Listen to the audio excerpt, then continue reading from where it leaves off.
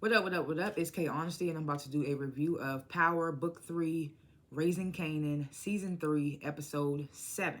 So if you haven't seen the 7th episode of Power Book 3, Raising Kanan, Season 3, turn this video off, go watch the episode, come back and watch this video. Like this video, subscribe to my channel. It is a easy and free way to support my channel. Did I say free? It is a free way to support my channel. I don't even see the likes. And subscribing, like, I don't see what's the big deal. It's free. And it's easy. If you want to support me, hit the like button, hit the subscribe button. Hit the notification bell so you don't miss out when I post stuff. I'm also not a public speaker, so I will tend to fumble my words. You'll hear me say, so, like, 1,000 times. I might stop to regain my thoughts. I might slow my words down to regain my thoughts. And I'm going to definitely be looking at my notes that I take throughout the show. And anything I say is my opinion. It does not reflect anyone or anything associated with the show. And comment below what you thought of this episode, what you would grade it. If I forgot anything, if I was off on anything, please comment below, because I know when it comes to Power, sometimes I do be off or I forget about stuff. So, yeah, please comment below if any of that occurs. Or just comment what you thought of the episode, what you would grade it, all that good stuff. I want to refocus. Okay, yeah. I like to grade the episodes before and after my reviews. Man, I hated how this episode ended. I really did. It's like I kind of want to give it a low grade and because of how the episode ended, but I noticed a lot of stuff in this episode, so I have no choice but to give it a higher grade. So I'm going to give it a B+. I liked this episode, but I didn't like how it ended. But I feel like it was some Easter eggs in this episode for me anyway. So that's why I feel like I wanted to give it a high grading.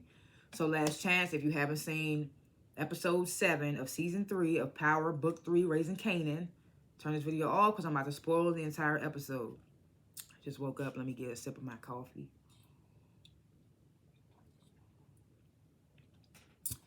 And my wake and bake Jay. All right, so the episode starts with Ronnie and some of his guys. They break into Paul's place and they drag him to Kanan's apartment.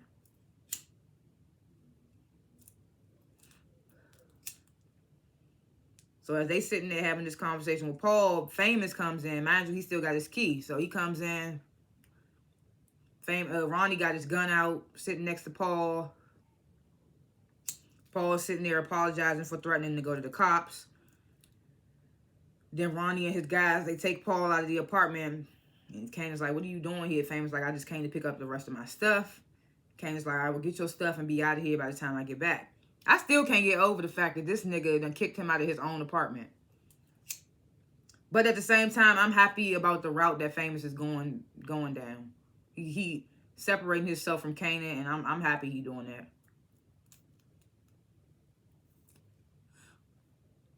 So then we get Rock. She sits down with Stefan. They still never explained, or maybe they did and I missed it, but they never explained who Quam is to Stefano. Is that his plug? Is that his partner? Because remember when Stefano met with Neek, he said, I'm not the only player. Like, I have partners or whatever. And that's when he sent Neek to Quam. Dang, got weed on my tongue. Yeah, so I'm still wondering what is Quam's relationship with Stefano. We just know that they know each other. Stefano refers people to him. So Roxy's sitting down with Quam, and she basically telling him like nothing's changing with your operation with Neek. You'll just be working with me instead. So Quam's like, well, I'm not feeling that because Neek's operation wasn't expanding and he couldn't get transportation and things like that. So now that Neek is dead, the deal is too. So Rock's like, well, I can definitely expand Neek. I can definitely expand Neek's operation like I've done in the past. She's like, I don't plan on just working out of that one restaurant. I plan on having multiple locations. So Quam's like, oh, this ain't no street shit. This is a very sophisticated operation. Rock's ensuring him like I can handle it. So Quam, he gives her 2 months. He's like, I'm going to give you 2 months to get your operation up and running and to generate some real money. We're going to see what you're working with.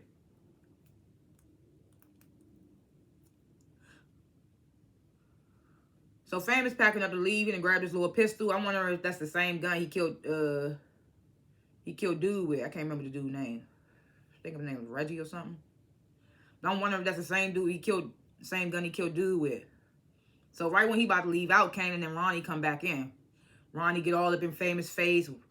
Well, why you moving out? Famous like, my mom wants me to come, but he's like, I got a mom, she don't miss me. It was just so weird. I was just like, okay, they trying to show us how much more weird this nigga Ronnie is. Like, this nigga Ronnie can't get no weirder, we know. So he, in a way, starts threatening Famous. He all in his face. You could see Kanan's face as Ronnie is threatening Famous. You could tell Kanan's kind of like not with it. But he lets it play out, and then Famous is like, well, Kanan, tell Ronnie I'm good. I won't be talking or whatever. And Kanan's like, yeah, Famous, he don't say much, and if he knows if he does, I'll fuck him up. So then Ronnie steps back, lets Famous leave.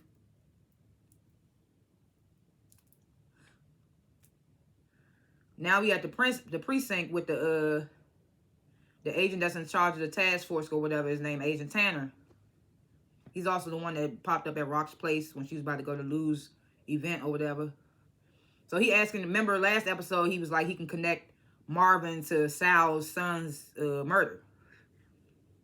So now he's sitting with Howard. He's like, basically what the cops and stuff got on Marvin is substantial or whatever it is. Like basically not much. And he asked Howard, he's like, okay, well, streetwise, what can you tell me about Marvin? So Howard, he trying to keep as much as possible. He has to say something. He has to like make it seem like he's trying to give up something. So he's like, well, you know, Marvin's known to be a tough guy. It would track that it would track if he had some Italian connects, if he linked with the Italians. So then Tanner asks Howard, you think he is capable of being the one that was running the operations in the Baisley projects? And Howard's like, well, it's not outside the realm of possibilities. Then he sees another agent by the name of Agent Payne, talking to Scrap's mom outside the room. So he tells Tanner, oh, you know who got their ear to the streets and know a lot? Agent Payne. Let me go get him for you. Gets up, goes to grab Agent Payne right before he was about to interrogate Scrap's mom. Well, not interrogate her, but like get a statement from her or whatever. So Howard goes to get Payne, tells Payne that Tanner apparently Payne wants to be on the task force or something, and it's not or something, because Howard's like, Tanner, he want to talk to you, you owe me or whatever. He's like, I talk to Scrap's mom. So they sit down, Howard and Scrap's mom, and he's like, okay, how can I help? What's going on? So she's like, I'm here about the murder of my son. So then they cut away to Marvin. He goes to Joe's place, and he sees Joe's daughter sitting in the car freezing. And he's like, where's your dad at? And they like, well, he told us to sit here. And Marvin's like, takes them and brings them back in the house. Joe opens the door, clearly high. You can see the track marks on his arm and things like that. So we know what that was. Then we cut away back to Howard and Scrap's mom, and he's asking her, who is the witness that saw your son, who is the person that witnessed your son's murder? And Scrap's mom's like, oh, you know, I can't tell you that. You know how the street says, da-da-da. So Howard's like, well, it's just me and you talking. Didn't have to do too much convincing. She immediately, like, gives Howard Lou's name. Howard's like, all right, you got to be sure, like, you saying all this and all that. So then Scrap's mom admits that Lou was drunk when he told her all of this. So Howard gets the, oh, you know, a drunk man's statement won't really hold up in an investigation, things like that. So Scrap's mom gets kind of defensive. She's like, my son didn't kill himself. So Howard's like, well, I'm going to look into it, but in the meantime, don't talk to anyone else, not even the police. I was like, this nigga Howard's just a... this nigga's... I mean, hey, it is what it is. Huh. Then they cut away back to Marvin, basically going off on Joe about leaving his kids in the car freezing. Then they cut away to Famous coming back home to live with his mom, and his mom tells him, like, the reason I kicked you out because I was scared about the life you was living or whatever. She tells him she's not gonna tell him to leave again. Famous in a sorts, like tells her like, I've done a lot of stupid shit I can't take back, can't undo or whatever. And she's like, well, that's in the past now, you home now, let's try not to focus on that. So now we're with the girl group Butter, and they man, I still don't know what this woman's position. I'm assuming she's their manager or whatever. So she's telling them they got their first gig opening up for someone named Shanice at a mall. And then she has them take pictures with each of them front and center so she could see how it looks or whatever. And of course, you know, the geeking one, Crystal, she steps up front first. Like, of course. So then Howard and Howard meets up with Rock. He meets up with Rock to tell her about Lou confessing to Scrap's mom and how Scrap's mom came to the precinct. He's like, you lucky I intervened in that shit. So then Rock's like, oh, you nigga, you only worried because it was your fuck up that got Scrap killed. She's like, I could burn your shit to the ground too, detective. So then she's like, well, what is the task? What they talking about in the task force or whatever? So Howard doesn't even bring up the fact that they asking about Marvin. He just like, they have no suspects. So I guess he feels like the Marvin lead is not going to go nowhere. Or maybe he just didn't want to tell Rock about that. I don't know. So we back at Joe's place. Marvin, he done made cookies for Joe's girls. They call him Uncle Marvin. He goes off a little more on Joe about him getting high or whatever, and asks him like, where's the girl's mom at? So Joe's like, well, she could be around the corner, she could be around the world. Like, then he tells Marvin that the girl's mom was the one that got him hooked on drugs, and then she dipped out once he tried to get clean. So Marvin's like, you ain't got no other family that could help out or whatever? And Joe's like, none that would help because of the fact that he just stole from them when he was on drugs and things like that. Then we get this little scene, Juke, she's sitting with I don't know if this is another Army recruiter or counselor or whatever. They basically going over her career options, that like what she would want to do in the Army. Then they go back to Marvin and Joe. He telling Joe that he originally came over to give a little insight on Juke for Joe's article or whatever. But now he more focused on the safety and well-being of Joe's daughters. Tells Joe, like, you need to get your shit together. Joe's like, I do want to do better, but I can't do it alone. And Marvin's like, you're not alone, you got me.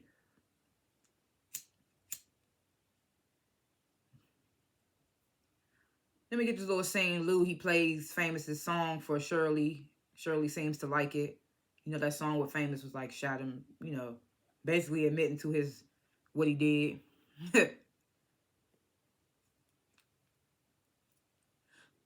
Then we get this scene, Rock and Marvin, they meet up outside the Chinese restaurant that Neek was working at.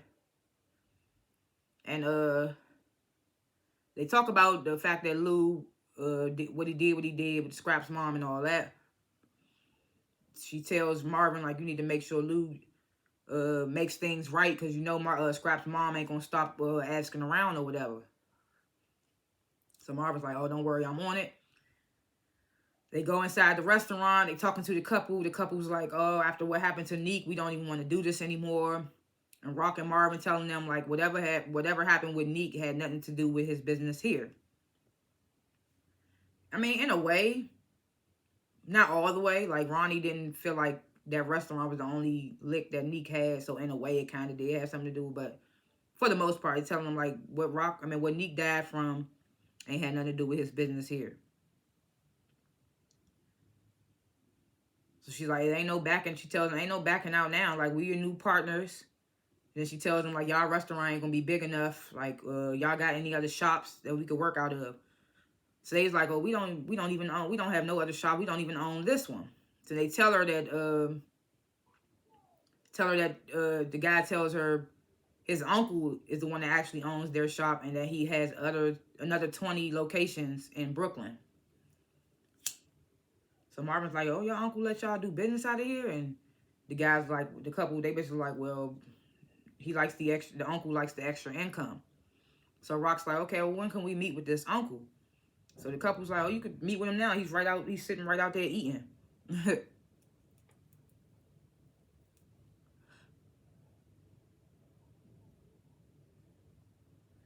Then we get this scene, Juke, she comes in the bathroom, Aisha's in there puking. And now I'm like, I can't remember the name. I can't remember Sean's mother name. You know, Kanan's son name was Sean. But I can't remember what his mother's name was. Has Kanan and Aisha had sex yet? From this episode, it wouldn't seem like they have. But maybe they have. But I don't know. I'm like, is this the introduction of Sean? You know, Kanan's son? But whatever. Kanan, he comes to pick up Aisha. They're supposed to, apparently they're going on a movie date. Juke's like, oh, I ain't seen you in a while, Kanan. I see you been hanging with your new old-ass friends. So Kanan like, oh, those ain't my friends. They just my associates. Juke's like, well, Snaps and Pop. They used to stick up banks back in the day until they started selling dope. She's like, what they teaching you how to rob banks now? So Kanan's like, oh, they ain't even into that no more. So then him and Aisha leave. And apparently Crystal's feeling Kanan too, so Juke warns Crystal, like, don't fuck with Kanan. But Crystal, of course, doesn't. In that moment, of course, it doesn't seem like she's going to listen. And then towards the end of the episode, we see she doesn't listen. Damn, what was Sean's mother name? Because Sean's mother was on the original Power series. I just can't remember what her name was or what character played her. But we did get to meet Kanan's baby mother. I just can't remember who she was, what her name was. So now Rock and Marvin, they sitting down with the uncle. I don't know the uncle's name, but... So Rock's telling them, like, I do what you do. I open up shops, get the market share. Meanwhile, Marvin is trying to eat the rice with the damn chopsticks, talking about I was trying to impress. Because the uncle notices that Marvin can't eat with the chopsticks, trying to show him how to do it. Marvin's like, oh, I usually use a fork, but I was trying to impress. I was like, we need Marvin sometime for these comical moments. We can't just have that dry humor that Ronnie gives.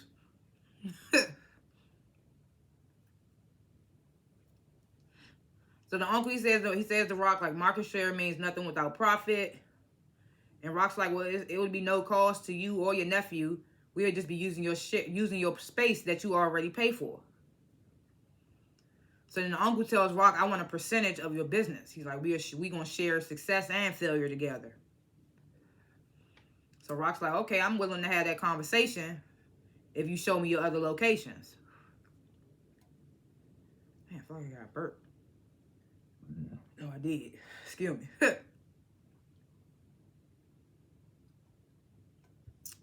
So the uncle, he hands Rock he hands her a list of all his other locations.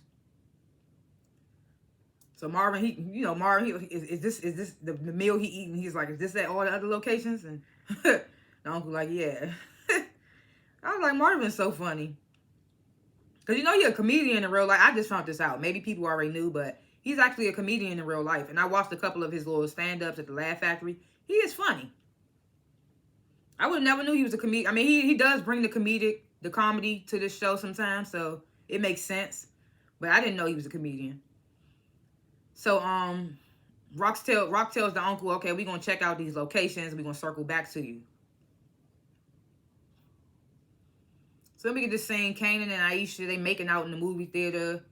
Kanan keeps trying to like fill her up and stuff, and Aisha gets uncomfortable. It's like, I'm going home. She like, you're not gonna drive me home? And Kanan's like, nope, I'm gonna stay here and enjoy the movie since he ain't get what he want. And she's like, that's fucked up, and she leaves. Then we get the scene, Rock, she's staking out the uncle's other restaurants or whatever. We get that back and forth. We get flashes of her staking out the restaurants throughout the rest of the episode. So then Marvin comes to the club, coming at Lou about him snitching to Scrap's mom, and tells him that she went to the cops and dropped his name.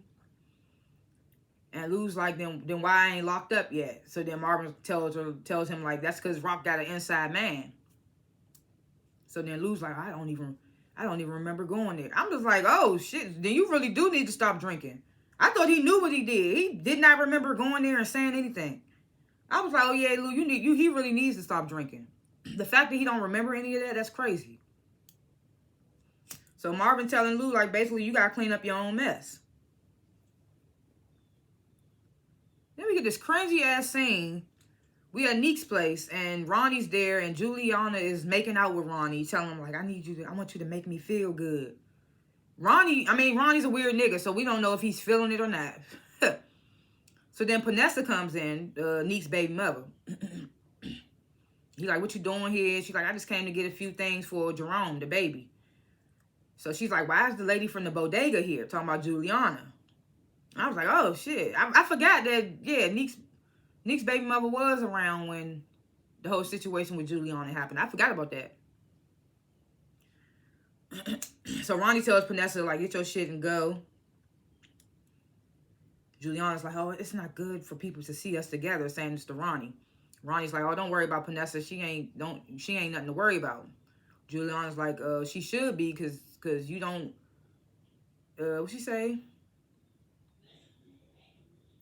She said you should be worried about her because she don't like you. And enemies can be dangerous, especially family.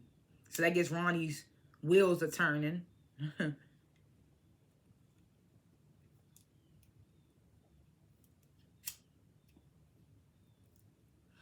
So then we get to seeing Burke's dad. He comes to the precinct to pick up Burke's effects. Has a little slight convo with Howard about things he regrets that he didn't get to say to her before she died.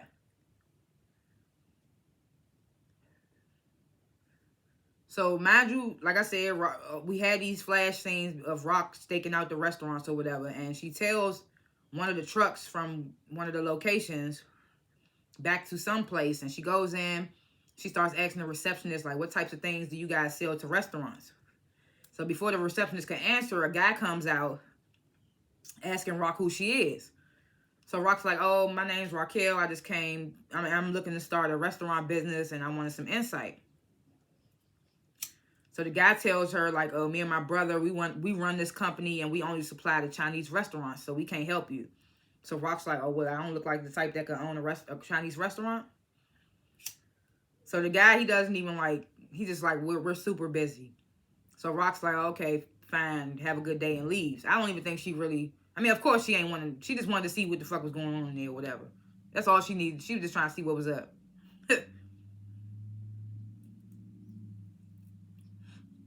Then we get to seeing Howard's captain. He calls Howard into the office, basically to tell him that he got the position as head of narcotics.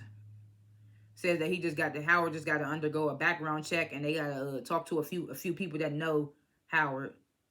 But basically, he got the job. But Howard looked a little nervous when they said they got to talk to a few people that know him. So I'm wondering who those people gonna be.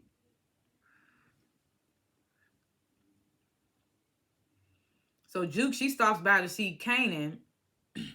And Ronnie's guys, they try to stop her, but then Ronnie comes out. He's like, that's Kanan's cousin. She good. I feel like Ronnie don't be trying Juke because he know Juke not scared of her. She like one of the only, not scared of him. She like one of the only people that's not scared of him. So Juke comes in. Kanan's like, what you want? Juke's like, well, Aisha told me about what happened at the movies.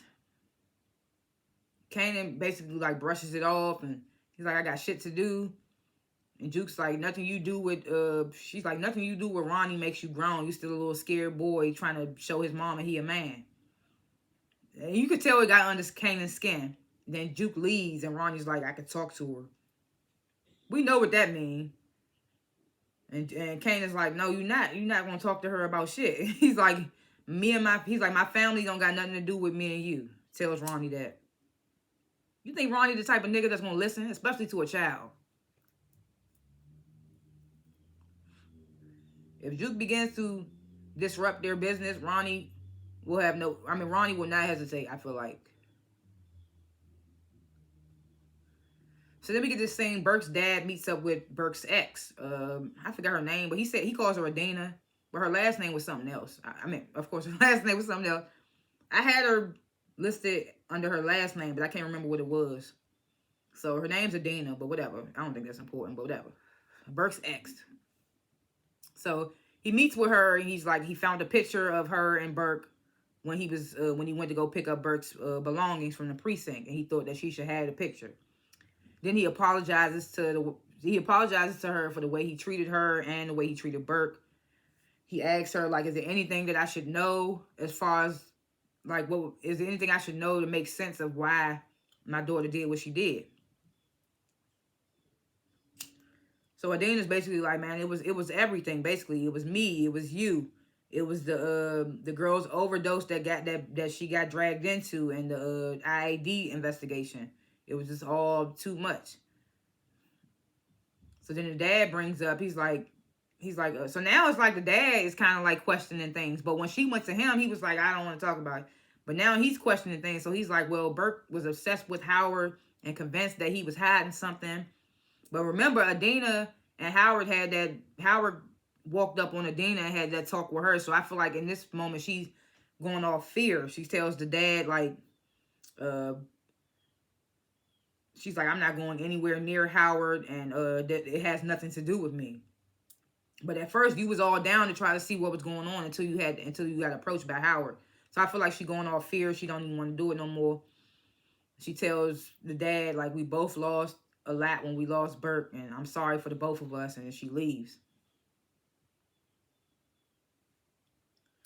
So then Ronnie, he randomly rose up on Panessa. He's like, oh, so this is where your mom live at. So he tells her, like, oh, you got to be careful out here, because whoever killed Neek's still out here.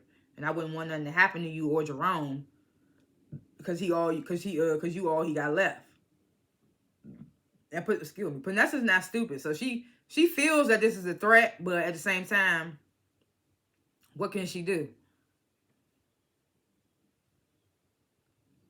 So then Lou's mom shows up at his club, and she's like, I need some cash because Rock hasn't given me anything. I got to pay my bills.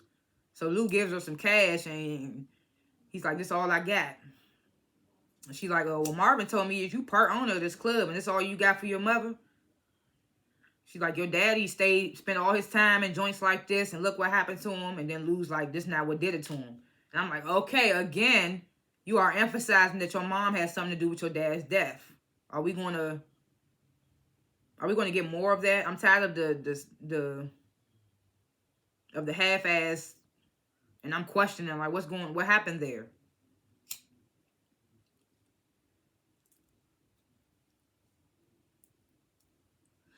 So then we get to see Jukes basically filling Rock in on Kanan's new business partners. Ronnie snaps pop. Also tells her that Famous moved out. And Rock is like, why? I'm like, bitch, because of you. He had to keep your secret and got caught up. And she tells Rock, like, Kanan's changing.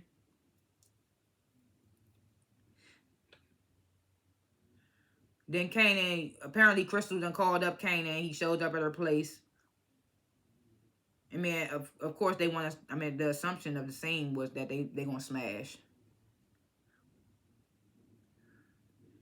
Then we get this final scene. Marvin and Lou, they sitting in the car. Basically, Marvin's telling Lou, like, you got to handle Scrap Mom. Hands him a gun. Lou goes, knocks on the door. Scrap's mom opens, lets him in. Lou pulls out the gun. He's like, I don't want to do this, but I'm sorry. And then he shoots her.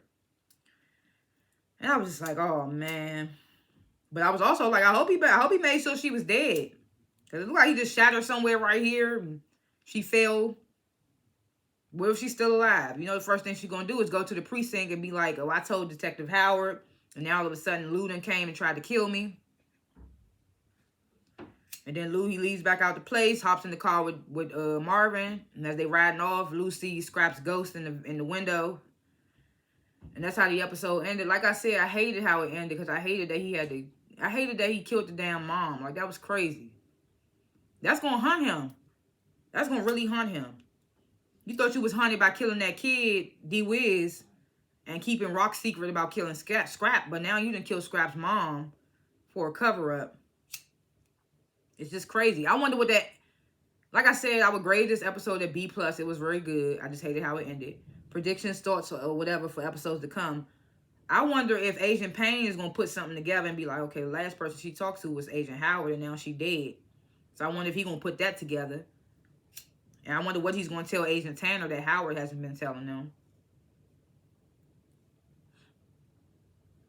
And like I said, is this the if Aisha and Kanan did indeed have sex? I doubt it because of the way she was, like, uncomfortable at the movie. So I doubt it. But is she pregnant? And is this the introduction of Sean, Kanan's son? Or is Crystal gonna get pregnant? Is that Kanan's mother? I mean, is that Sean's mother? I don't remember Sean's mother name. That Juliana and Ronnie shit, I don't think that's going to end well. We saw on the preview for the next episode, it looks like Kanan's going to be going to war with his own mother and the Chinese people. So I guess we're going to see what's going to happen there. I wonder if that dude that Rock was talking to that owned that company, I wonder if he's going to look into Rock and then reach back out to her or something. Because they might be doing something shady too. That's why I feel like Rock went in there to see what was going on or whatever, to to see what was going on, just to see. What else? I mean, I commend Marvin for trying to help his man out. Guess we're going to see what's going to happen with there. And what's going to happen now that Howard's running narcotics? You know he's going to steer the task force away from bullshit.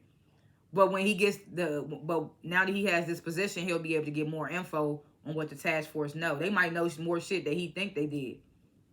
And he just told Rock that they didn't have any leads. Maybe you thought they didn't have no leads because they can only tell you so much. But now that you